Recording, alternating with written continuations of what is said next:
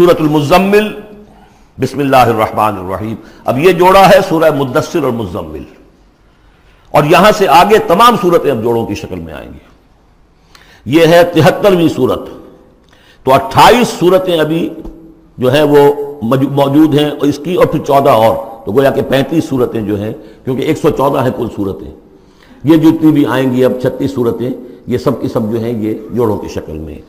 یا ایھا المزمل یا ایھا المدثر، بالکل ایک طرح سے انداز. یا ایھا المزمل، اے کمبل میں لپٹ کر لیٹنے والے، صلی اللہ علیہ وسلم. فداہ آباؤنا و امہاتنا، قم اللیل الا قلیلا، کھڑے رہا کرو رات کو سوائے اس کے تھوڑے سے حصے کے. قیام اللیل کی حقیقت یہاں سمجھ لیجئے. حدیثیں سنتے ہیں آپ جمعوں کے اندر، سب نے سنی ہوگی، من قام رمضان ایمانا و احتسابا. اور وہ قیام کیا ہوتا ہے؟ 1 گھنٹے کا. تراویح 20 پڑھی گئی، بلکہ عشاء وشاء سب ملا کے 1.5 گھنٹے میں فارغ ہو کے آ گئے. قیام اللیل کا نصاب یہ ہے، من قام رمضان ایمان. وہ تو حضرت عمر نے بہت بڑا صحیح فیصلہ کیا کہ عوام کے لیے جنہیں اینٹیں ڈھونی ہے، کسی چلانی ہے، ان کے لیے ممکن نہیں ہے. لیکن خاص طور پر جنہیں اللہ نے سہولت دے دی ہو، جو ہر سال 1 مہینے کی چھٹی لے سکتے ہیں، بجائے وہ سیر کرنے کے لیے چھٹیاں لیں، وہ 1 مہینے کی چھٹی لیا کریں نا رمضان کی. قیام اللیل سے صحیح طور سے اس کی برکات سے مستفید ہوں، راتوں کو جاگیں. یا ایھا المزمل قم اللیل الا قلیلا، کھڑے رہا کرو رات کو سوائے اس کے تھوڑے سے حصے کے. نصفہ، آدھا اس کا، اب انقص منہ قلیلا، یا اس میں سے کچھ کم کر لیں یعنی تہائی. او زد علیہ، یا اس میں بڑھائیے یعنی 2/3. ورتل القرآن ترتیلا، اور ٹھہر ٹھہر کر رک رک کر قرآن پڑھتے جائیے. قیام اللیل کے ساتھ اصل ہے قرآن. چنانچہ اس کے بعد جب اس کا خلاصہ نکال دیا گیا اس قیام اللیل کا، تہجد کی نماز وہ اب مختصر کر دی گئی. جب فرض نمازیں آ گئی تو قیام اللیل اب ختم ہوا، اب وہ تہجد کی نماز ہے. وَمِنَ اللَّيْلِ فَتَہجد بِهِ، اس قرآن کے ساتھ تہجد. یہ نہیں کہ وہ تو یاد ہی نہیں قرآن، تو چند صورتیں ہیں وہ 8 رکعتیں پڑھی اور پھر بیٹھ گئے کسی اور طرح کے ذکر میں. وہ تہجد نہیں ہے. قرآن کے ساتھ اس کے لیے قرآن یاد کرو. رتل القرآن ترتیلا، ترتیل کہتے ہیں ٹھہر ٹھہر کر ایک لفظ پر غور کرتے ہوئے قرآن کو پڑھنا. انا سنلقی علیک قولا ثقیلا، ہم عنقریب آپ پر ایک بہت بھاری بوجھ ڈالنے والے. اس سورہ مبارکہ کی بھی ابتدائی آیات جو ہیں غالباً 9، یہ تیسری وحی ہیں جو محمد عربی صلی اللہ علیہ وسلم پر آئی ہیں. اور جو چوتھی وحی آئے گی وہ سورہ مدثر میں ہے، جس میں حکم ہے تبلیغ کا. وہ بھاری وزن آنے والا ہے آپ کے کاندھے پر، اب آپ کو تیاری کر لینی چاہیے.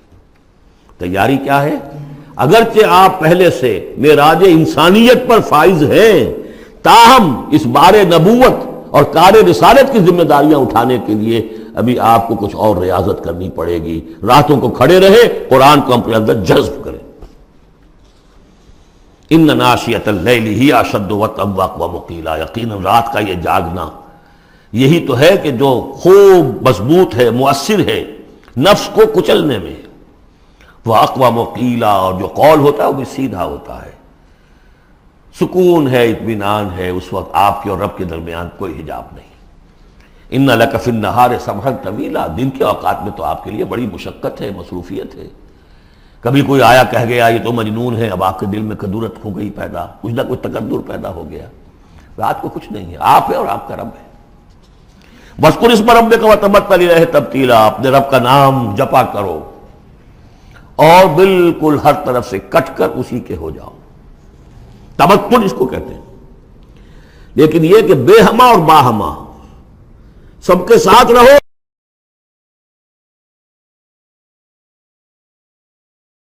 سمجھیے اپنے آپ کو جیسے قیامت کے دن کھڑے ہونا ہے اکیلے، کوئی ساتھ نہیں آئے گا، نہ بیٹا نہ بیٹی، نہ بیوی نہ شوہر، نہ باپ نہ ماں، کچھ نہیں. یہ ہر شخص کی ایک انڈیویجویلٹی ہے، اس کی اپنی ایک شخصیت ہے. لیکن دعوت کے لیے، تبلیغ کے لیے آپ کو لوگوں کے ساتھ رہنا ہے. لیکن آپ کے ذہنی رشتے، توقعات، امیدیں، دوستیاں، قلبی رشتے کٹ جانے چاہیے. سب سے کٹ کر صرف اللہ کے ساتھ رشتہ. رب المشرق والمغرب، وہ تو رب ہے مشرق کا بھی مغرب کا بھی. لا الہ الا ہو، اس کے سوا کوئی معبود نہیں. فاتخذہ وکیلا، بس اسی کو پکڑ لیجئے اپنا جو ہے کارساز. واصبر علی ما یقولون واہجرہم حجرا جمیلا، اور جو کچھ یہ کہہ رہے ہیں اس پر صبر کیجئے. یہ مجنون کہہ رہے ہیں، شاعر کہہ رہے ہیں، ساحر کہہ رہے ہیں، جو کہہ رہے ہیں صبر کیجئے. واہجرہم حجرا جمیلا، ان سے تعلق منقطع کیجئے لیکن خوبصورتی کے ساتھ.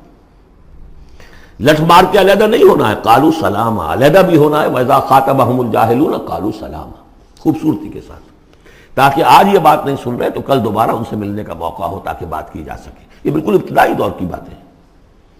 پھر وہی بات آگے، ذرنی، مجھے چھوڑیے، ذرنی والمکذبین اولی النعمہ، چھوڑیے مجھے اور یہ جو جھٹلانے والے ہیں جو بڑی نعمتوں کے اندر ہم نے ان کو رکھا ہے. اولی النعمہ، ہم نے ان کو کھانے پینے کو دیا، اولاد دی، بڑی سی جائیداد دے دی. وَمَهِّلْهُمْ قَلِيلًا، اور اے نبی ذرا انہیں کچھ دیر مہلت دیجیے، جلدی نہ کیجیے. وَلَا تَعْجَلْ عَلَيْهِمْ، یہ بھی ہم پڑھ چکے ہیں، ان پر جلدی نہ کیجیے.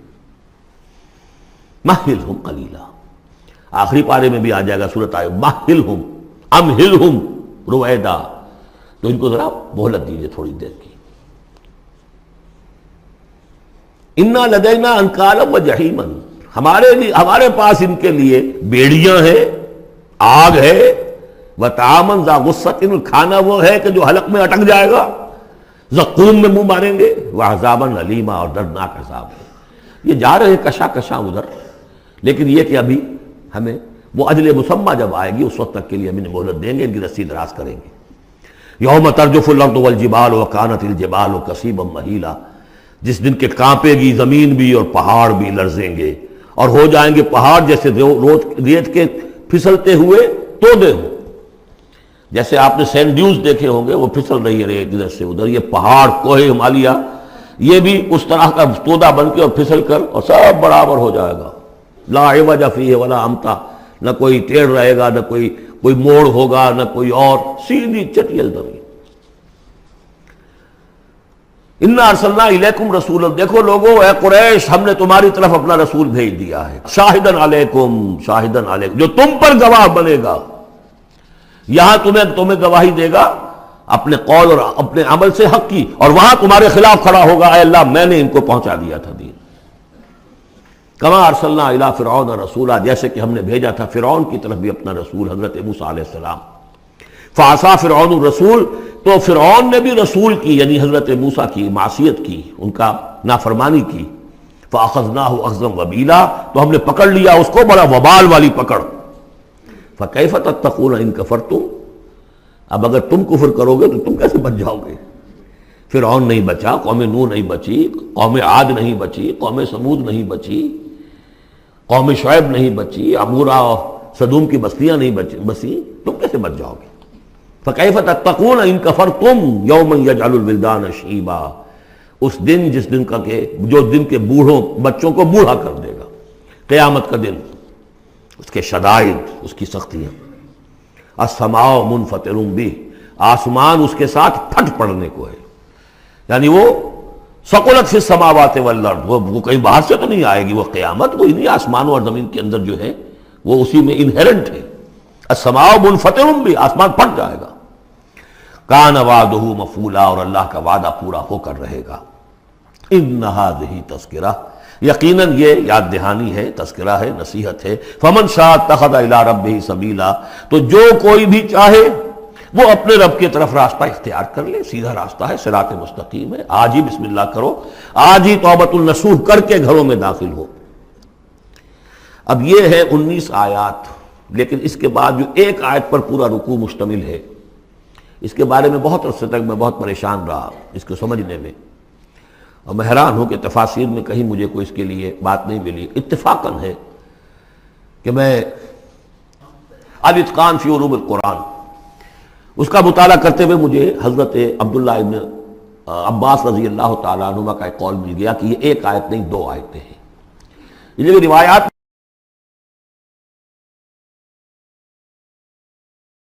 ختم ہو گیا، کوئی کہتا ہے کہ یہ 1 سال کے بعد آئی، کوئی کہتا 16 ماہ بعد آئی، کوئی کہتا یہ آیت جو ہے یہ مدنی ہے، کوئی کہتا 11 سال کے بعد، وغیرہ وغیرہ.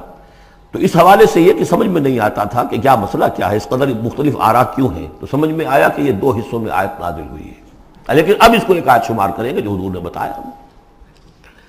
ان ربک یعلم انک تقوم ادنی من ثلثی اللیل ونصفہ وثلثہ وطائفۃ من الذین معک، اے نبی آپ کا رب جو ہے جانتا ہے کہ آپ بھی کھڑے رہتے ہیں تقریباً 2/3 رات اور نصف رات اور رات کا تہائی حصہ، وطائفۃ من الذین معک، اور یہ کہ آپ کے ساتھ بھی جو جماعت ہے ان میں سے لوگ آپ کے ساتھ کھڑے رہتے ہیں۔